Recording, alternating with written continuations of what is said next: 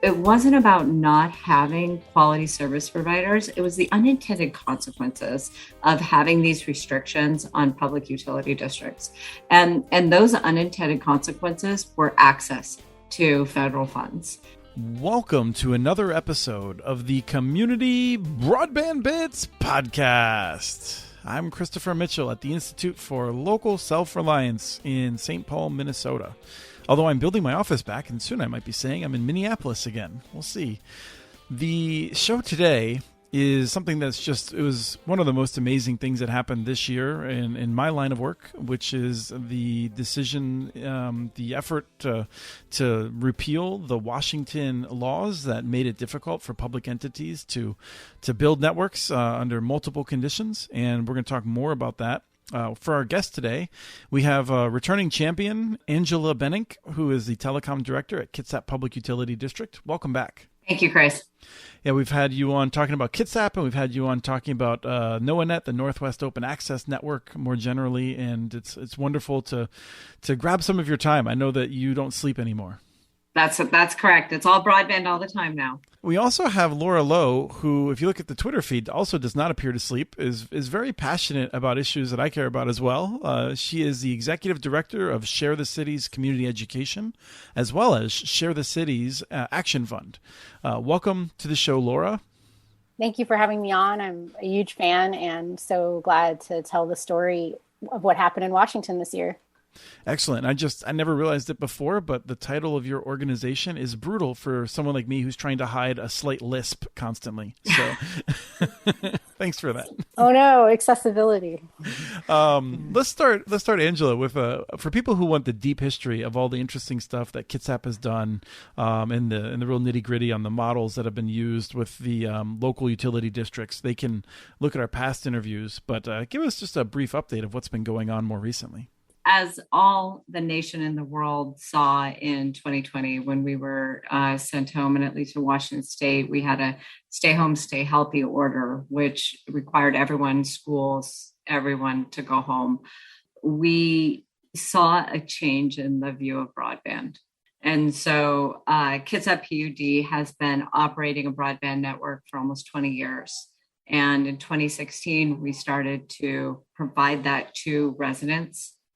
But it wasn't until 2020 that everyone was behind this, saying, we need this for our students, we need this for our homes, we need this to work. And so it truly changed the perception of where we were at and the amount of demand that we had at the same time.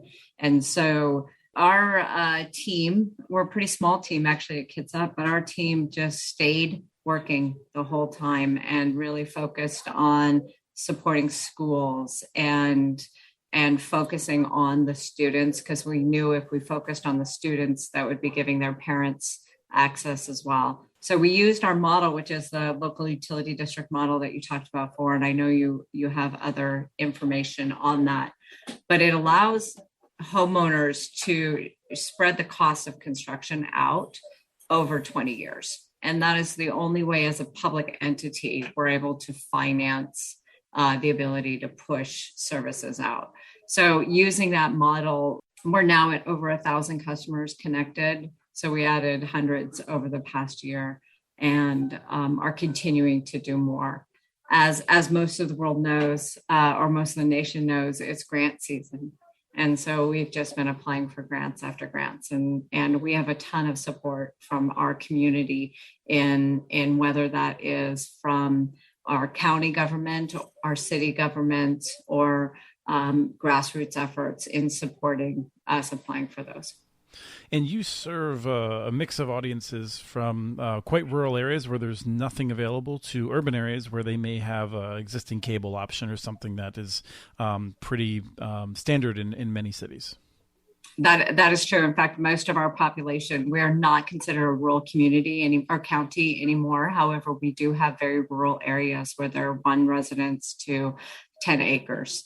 And those can be the most expensive areas to build out. And we also have the added complicating factor of it rains a lot and we have trees and we have hills. And so line of sight options become an issue too. So we have these rural communities that were just forgotten in some of the efforts. And for people who aren't aware, this is not the high desert then. This is the area just west of Seattle. And Laura, you focus on areas more often in Seattle and King County. But I know you care about all kinds of other areas regarding the mission of Share the Cities. And so tell us about Share the Cities. Yeah, so we started out as a land use advocacy organization focusing on zoning and housing affordability, both in Washington state and across the country. And we got really active as kind of like a Patreon funded collective back in like 2016 as part of kind of like the YIMBY Yes in My Backyard movement, and engaged on some really difficult, challenging, stressful land use conversations that were happening in Seattle through all the way up through about 2018. And then way back in 2016, I personally participated in something that was hilarious. It was a slow internet walk where about 15 of us. I love it. Yeah. It was Devin Glazer and Upgrade Seattle, and they did a slow internet walk Hamill, starting right? Yes, the Comcast offices, and we all walked as slow as zombies in a zombie movie in the pouring rain all the way to City Hall, and it took hours, and it was so funny. And people were just like, tons of media showed up, and it was on the news, and we had signs, and we had the loading sign, and you're just like waiting for the loading. And at the time, they were pushing for an initiative, and so at the time, I knew nothing about broadband or megabytes or take rates or fiber and copper, or I didn't know any of that till like 6 months ago. But I knew that I didn't like my internet. I didn't like Comcast interference in our elections, in terms of basically like buying the mayorship and all of that kind of stuff. And so, I went on this slow internet walk, and it was fantastic fun. So more silly actions to get people engaged. This is the thing, so you came into my consciousness when all of a sudden this new person or group, from my perspective, is on Twitter and social media all over the place saying the right things and very excited about this legislation in Washington. So we'll talk about where that legislation came from, but tell us how you got engaged with it. Late one night, I was complaining that, if we tried to put forward another initiative, what's the amount of money that Comcast would throw against us? I was kind of going back and forth with Devin from Upgrade Seattle on Twitter. And then all these people started reaching out to me like, oh, are you organizing on this? Do you have meetings? Do you want to meet up? And so I had a first meeting, I think last September, and all these people showed up. And so now we have about 40 folks in a Slack group, and we meet every other Thursday, and we've had guest speakers, organizers, folks that have done ballot initiatives, folks that have built broadband, people that have done legislation. So we've had a lot of education. And then we were invited by Representative Gregerson, who's a state representative, to attend these fantastic meetings that she was doing to assemble folks across the state on digital equity. And so really early on, we were getting plugged in to statewide efforts on that. And then County Council Member Zahalai for King County is in an area that has a lot of folks. It's incredibly racially diverse community that has truly, underserved and some unserved folks in King County, and has long been a disinvested part of King County. And so he and his staff are extremely passionate. And so we started talking to them, and everyone was just connecting us to everyone, and talking to Ryan Calkins at the ports, and then eventually we got connected to Representative Hansen. So compared to my housing advocacy, which it took me years to kind of get plugged into who's who and what's what and get invited to all the spaces, it was instant. And obviously because of COVID, every meeting I'm in, people were talking about wow, this would be great if we had public broadband. It was just kind of a thing everyone was throwing around. And so we decided to steal the name from Upgrade Seattle and be Upgrade King County. And we're still, in communication with them and building on their work. Through the housing advocacy, I had kind of amassed about 7,000 Twitter followers. So that was helpful for spreading the word. Helpful. It was a little helpful. So, yeah. Yeah. Many of them engaged and active folks. Yes. So, Angela, you, like I, have memories of many years past of getting our hopes up that a bill, this is not the first time a bill was introduced, but it caught fire this time in ways that we always hoped it would. Can you give us a little bit of a history of that? Since 2000, when the legislation was passed that allowed wholesale telecommunication authority for PUDs, efforts were put in place at that time to try to lift those restrictions on the wholesale only and the retail restrictions there. In Pacific County, this was one of the drivers there in that they were providing services. They were doing this before 2000 when the legislature passed that authority. And so they actually had to sell off all the retail business to another provider. And so you had this effort going from then. And it wasn't about not having quality service providers. It was the unintended consequences of having these restrictions on public utility districts. And those unintended consequences were access to federal funds for driving out broadband services. And those were from the rural utility service. They had restrictions on their grant funding that didn't allow people who were non-retail to apply, as well as being able to access E-rate funds for schools. And E-rate is a huge program operated through USAC that allows schools to fund most of their telecommunications infrastructure and services. And right away, and I was working with Northwest Open Access at the time, right away you had this underlying provider that was no longer able to access that service, and you had to go through a wholesale system. So it was costing our schools more just because of this legislation. So there were unintended consequences.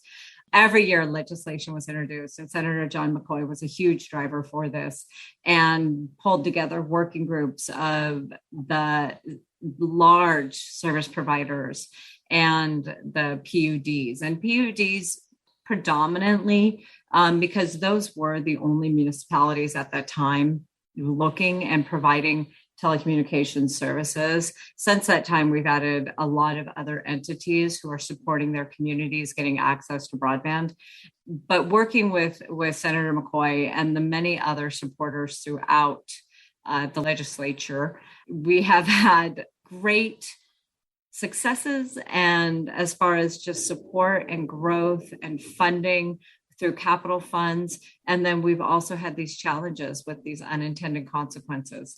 And so with in 2018, I will say that is the first change that was made to retail authority. And that allowed Kitsap PUD specifically and retail authority in restricted conditions. And so what that was for, and I mentioned the local utility districts already, what that was for was it was to ensure that any of those residents who had paid up to, we've had residents pay up to $60,000 to extend fiber to their home, but on average around $7,000, they were always insured that they would have access to a retail service provider should all the retail service providers go away. And so that legislation was driven by Christine Rolfes and was passed in 2018. And then, as I mentioned before, and as Laura has mentioned, everything changed in 2020. And we took this broad knowledge that we have been pushing forward. It just became real for everyone, right? It just became real that broadband was necessary. And we didn't want to see the same unintended consequences with any of the federal funds that were being talked about pushed out. And so when Representative Hansen brought forward the idea of bringing forward a bill that would allow public entities to provide services on a retail basis, our support for that bill was about funding. It was about accessing those federal funds to allow organizations like Kitsap PUD to build out. And to clarify, what you're saying is that you don't necessarily have to offer retail services, but if you are unable to offer retail services, then you cannot compete for the funds. you can get the money, and like you don't even have to offer retail services. It just has to be a check mark that you're able to offer retail services to qualify for funds. That is exactly true. And so Kitsap PUD is committed to a wholesale open access model. We think that is better for our residents. We think it is better that they have choice. However, if they can't access those federal funds because of a rule that was put in place to protect incumbent territories, it makes it challenging as a citizen. Right. So we have a pandemic. Representative Hansen pushes the bill forward. What's the first sense that something's going differently? And I guess let me ask you, Laura, like when did you first learn about it? Well, we had 1,000 people sign up for the first hearing. And so, this is the first time that you don't have to go all the way to Olympia, whether you're in Bellingham or Spokane or Vancouver. They had tried some pilot programs around remote testimony in the past, but the scale of being able to sign in for a bill present, just changed everything. All of a sudden, between the educators across the state and the ports and the public utility districts and other folks that came together, a lot of tribal leaders, just everyone was kind of mobilizing, and to see that turnout, and it was just very heartening, to see the people that, subscribe to my newsletter and be able to see their names on the sign in, and to know that like I helped make that happen was really powerful. So I think that was just a moment where it was like, I think there's a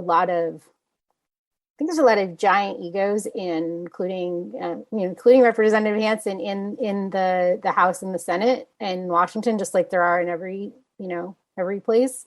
And people were really competing for those kind of like sign-ins. And so other legislators were like, wait, how did you do that? And so I think there's that competitive nature that everyone has. And so that was the moment, I think. And there were very, very great bills that were getting, 20 people signed in. So I think that was the moment, because then it allowed the news folks to kind of latch on to that. And then, the earned media just kind of is exponentially there.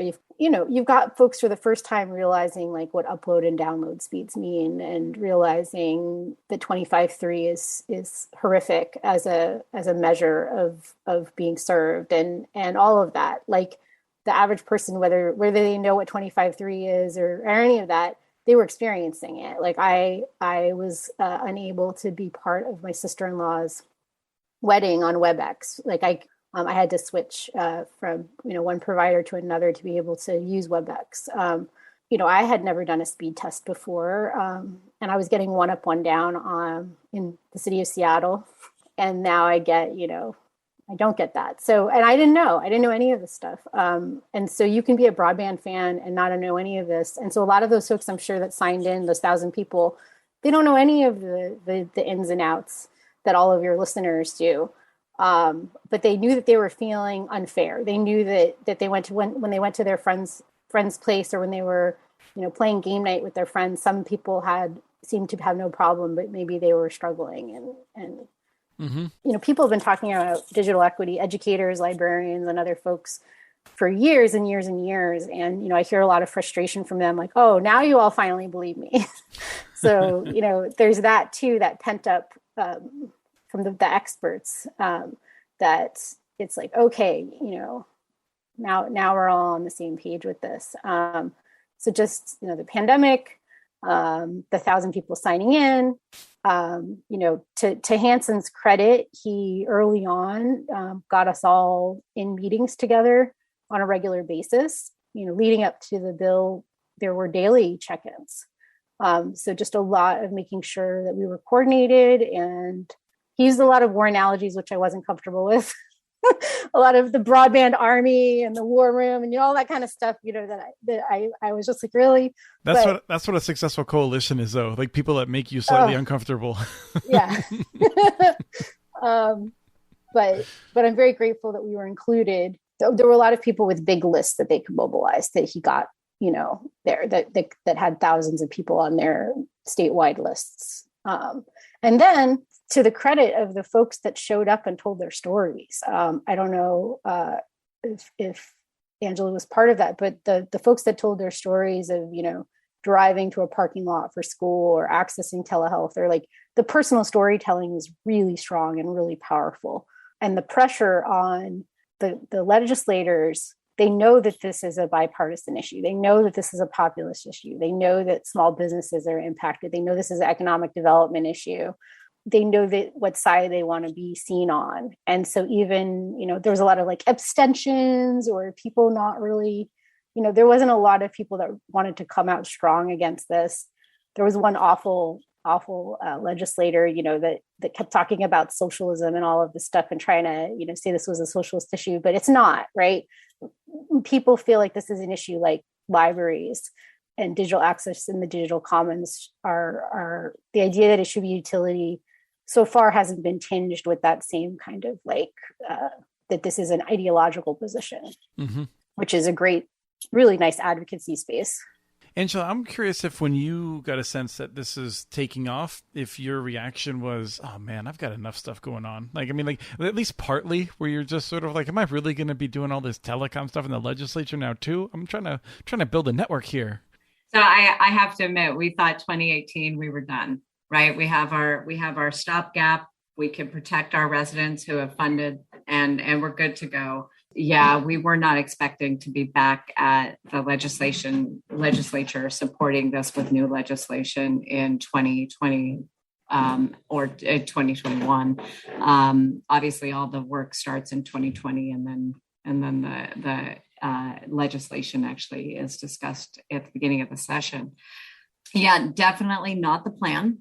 And we had to take a little bit of a divide and conquer type of mentality. And I had to actually step out a bit and focus on the runnings of a utility and making sure we were getting those out to as many customers as possible. Why our general manager, Bob Hunter, who you've talked with before, he stepped in and really spoke as an advocate for our communities and worked closely with Representative Hansen and our lobbyist team to make sure that we had those stories out there. It was, the best time, right? Laura mentioned it's nonpartisan. It hasn't always been nonpartisan, but it became nonpartisan as soon as everyone went home. And again, as she mentioned, the 1,000 people signing in on that bill, you no longer could ignore it. You no longer could say, thank you for let's hear it and then let's push it off. It required the legislators to actually engage at that point.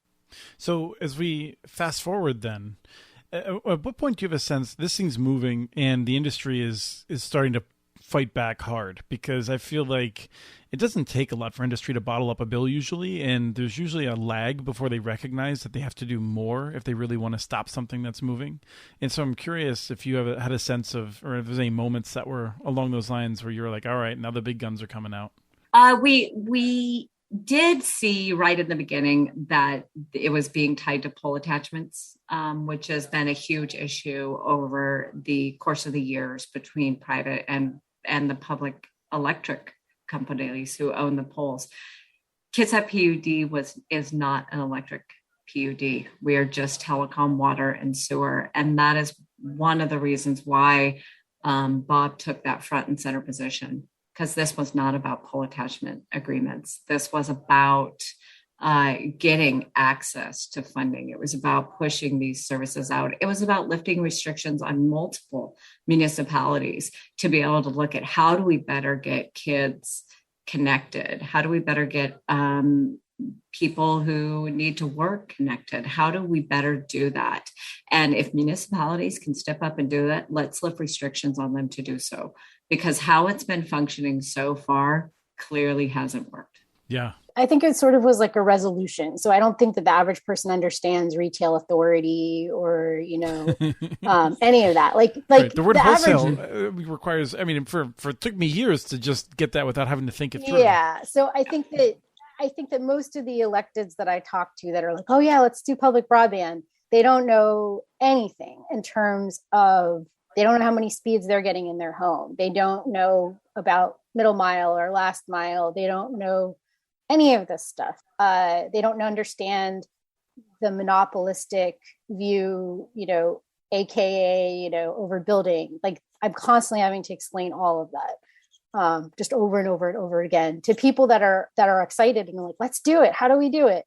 And so just that basic education piece, to fast forward to like, where are we right now? Angela and I are working on creating with a group of like 15 other folks, education materials that community members like myself and others across the state can use, a PowerPoint presentation, maybe a video of that, and going out and kind of doing like, Drew Hansen's calling it the roadshow, right?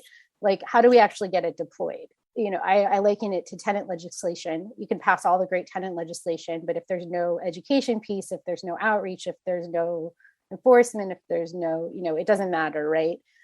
One statistic in the King County Broadband study that they did in 2020, which is an amazing study, and I want everyone to look at it because the data visualizations and the story map that they did and the way that they present the information is so accessible.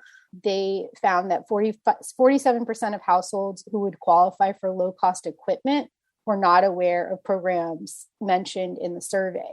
And so we can talk about, 90% of the county having digital access or broadband access, or we can talk about 80% of folks under $30,000 a year incomes having access, which sounds amazing, like, 80-90%. But when we talk about like, well, what does that even mean? Like if people that, I liken it to the emergency broadband benefit now, where, we have all this money just sitting there because people don't know about it. And when you contact, in my case, Comcast, and say, I don't have a job right now, and they don't bring up the internet essentials, they're not, they're in the business to upsell. And one of the basic reasons that Upgrade King County exists and is so passionate about this is consumer protections and really like who's going to look out for the consumer and who has failed us. And I think that's something that rural and urban and suburban folks can all agree on is we are being failed. And we have been failed. And there's been so many false promises, the FCC and this idea of that we can't build or send money to places that already have service at some sort of, insignificant level, 25.3.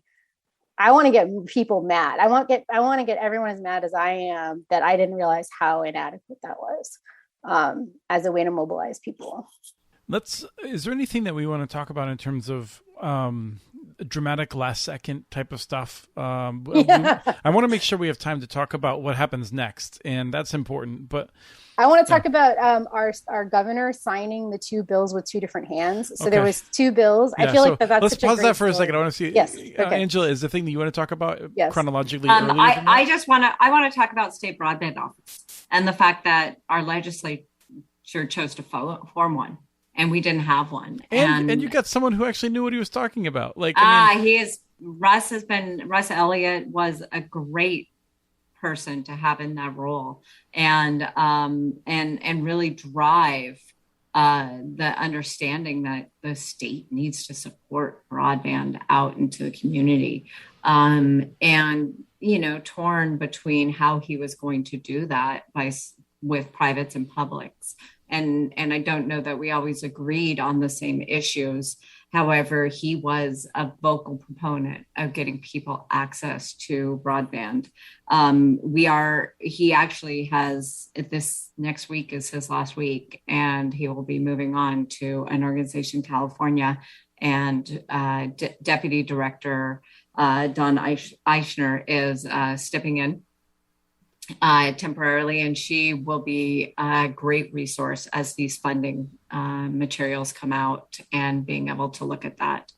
But if you're listening to this and looking for an opportunity, we're looking for a director of broadband office. So, and this will air probably right after Russ has left. And I just want to say, like, Russ and a few others like Dana McKenzie in Minnesota, they came into the job not with an animus toward the private big companies, but an understanding of how they really acted. And I think that's really important because Russ had been running ISPs and working with ISPs for a long time. He knew the business. And it's really important in a position like that you have someone who understands what the lies are, what the exaggerations are, and what the honesty is. And that's something that I thought Russ got and really brought to the job, as well as just a passion. So I always enjoyed talking with him. And I'm sorry he's leaving, but I'm hoping that he'll go on to keep doing great things. So that's I agree. I agree with you completely. I think his passion and his energy around broadband was infectious and really what we needed in our state. And so with all of that, the bill eventually gets signed. Although, like even, two bills were passed that had competing definitions, and we're going to go back. I mean, we'll do another discussion. We may bring Drew Hansen, and we'll get different perspectives to talk about how this all happened. But then clearly the weirdest thing of all of this, just comically, never had happened before. Yeah, so the governor has two bills to choose between, and he refuses to choose. It's unreal. None of us could believe it was happening. So this tension between underserved and unserved, this tension between kind of that scarcity mindset of, we're all kind of like in a Hunger Games against each other for these FCC dollars around building our networks. All of that is just so unfortunate. And then, like I mentioned earlier, the big egos in Olympia. And I feel like it didn't have to happen. And it was just a real lack of leadership in the Washington Democrats who control, the Senate and the House in terms of resolving their differences in a non immature way. And they just played all the way out to the top with the two behind closed doors, double signing with the left and the right hand. I've been very much tempted to make some Photoshops of it, like found footage. Right. But, so what's at stake is that one bill provides significantly more authority than another bill. And the governor doesn't want to be seen as the person who chooses whether he's going to go with, if I might be so bold, the people or the big, not just the big companies. There were some small incumbents that were also pushing heavily to protect their turf, we might say. And so the governor just says, I got elected to make big decisions and I'm not going to make this one. So claims to have signed both bills at the same time, and the courts can figure out how to deal with it. So there's still work to be done to make sure that HB 1336 is the priority and the one that's understood to be the predominant will of the people, in terms of, grassroots support, and who was paying attention to which bill and who signed in and who spoke. It's very clear, which one.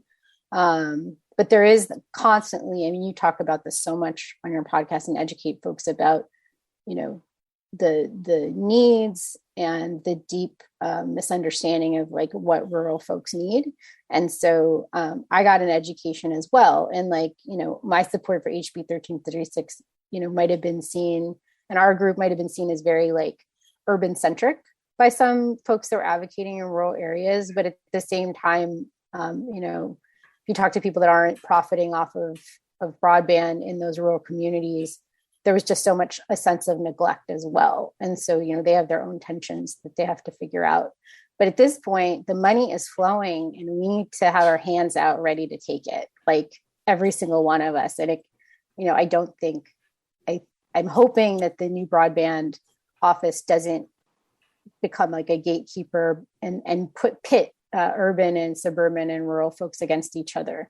I haven't been around long enough to know, how it was before, but I really am hoping that there's enough for all of us to benefit. So what does happen next then? Angela, at the beginning of the conversation, you had noted that there's a dramatic amount of work available to figure out which pots of money are moving where, what's the most strategic, how to manage all of this. And so that's one piece of it that I'll ask you to respond to. And then Laura, I think you can talk about how massive education campaign to help local folks know what they can be doing in areas that aren't, in Kitsap's territory and things like that. So I think with the amount of money that's flowing forward, what has been our saving grace at Kitsap PUD is we had data.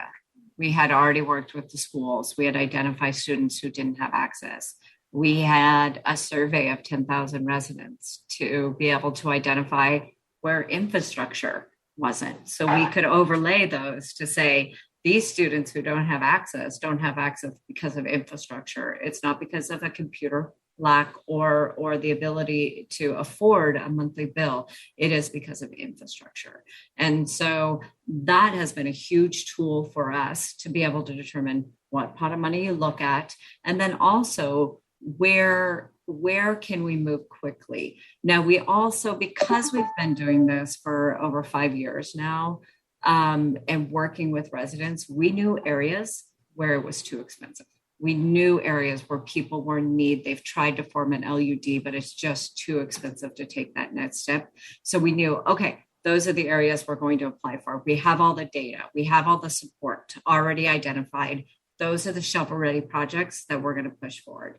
As of the end of this next cycle of state funding, we will have pretty much addressed all of those. And then now we have to be more open and say, okay, what's our next way to look at this? How do we take those next steps? And we're putting together some policies where it's either grants for individuals now, where we're saying, okay, if we can get a grant where we can support 50% of your build costs up to a dollar amount, like $5,000. Be able to have those kind of funds available and apply that equally throughout our community. Again, unserved is a requirement. And I think Laura touched on this a little bit. And when you start looking at urban and rural, it's so easy to focus and say, okay, well, that's an easy stopgap, right? We'll just say you're served, you don't get any broadband funding. And that's what's happened. So how do we deal with that? And how do we take that next step? And I think that's going to be a huge job of the state broadband office to do that and look at those next steps. So there is equitable sharing, and we are making sure people throughout the state are getting access to broadband, and not just those who don't have access because of infrastructure in rural communities. Yep. That seems, it seems like you're where others will be in another year or two. Yeah, I am so grateful that our board had the foresight to say, let's survey our community, because without that, we wouldn't have that data to say this is where we need to go. And let me ask, just to put another conversation to bring it into it. If the same amount of money was available under similar terms from a reverse auction at the FCC, do you feel like you would be less likely to get involved in it? When you look at kind of the lessons we've learned, was it smart for Congress to put the money into the states as I encouraged them to? I think it was very smart to go that way. I think the reverse auction, while has helped a lot of people get access in high cost areas, some of our areas, and I mentioned this earlier, we have a whole group that Starlink was awarded funds for, and it won't work. Line of sight's a challenge. And so you now have eliminated those people from accessing other funding, but yet they can't use the funding that was there. So I think every state's different. I think every state has different incumbents with different goals, with different drivers, with different return on investment requirements. I think it was a great way to take that next step to say the state is going to do this. And then our states talked about now saying, okay, we're going to distribute it to the counties, and the counties are going to decide. Because again, you have those micro culture where you better where your needs are. And I would just say that even beyond what you said, some of the companies are different in the different states. Like CenturyLink is totally different in Missouri than it is in North Carolina. So it's dramatically different.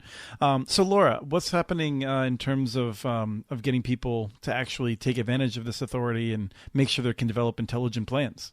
Yeah, just a lot of education. And I don't think that we can assume that people know anything. I think this is one of those things where we really have to start off at the very, very, very basics, because, every if you're a community member out there and you're going to talk to your elected about, I want public broadband or I want community owned broadband, or I want digital equity solutions, you're going to have to be a patient educator and have multiple meetings and provide them with education podcasts to listen to and things for their legislative aides to dig into, and try to get them really nerdy about this. And once they can get over that like threshold, then they'll make just better policy as well.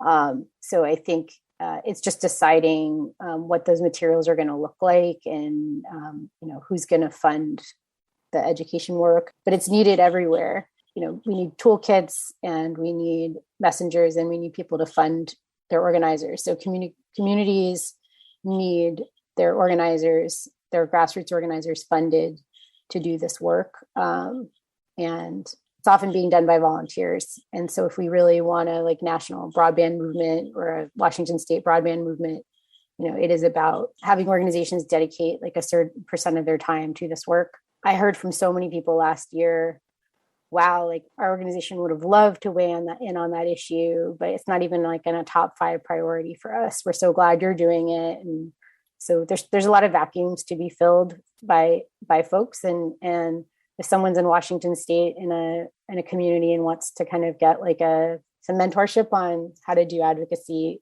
I definitely want to fulfill that role as well. Like train the trainers kind of thing. Excellent.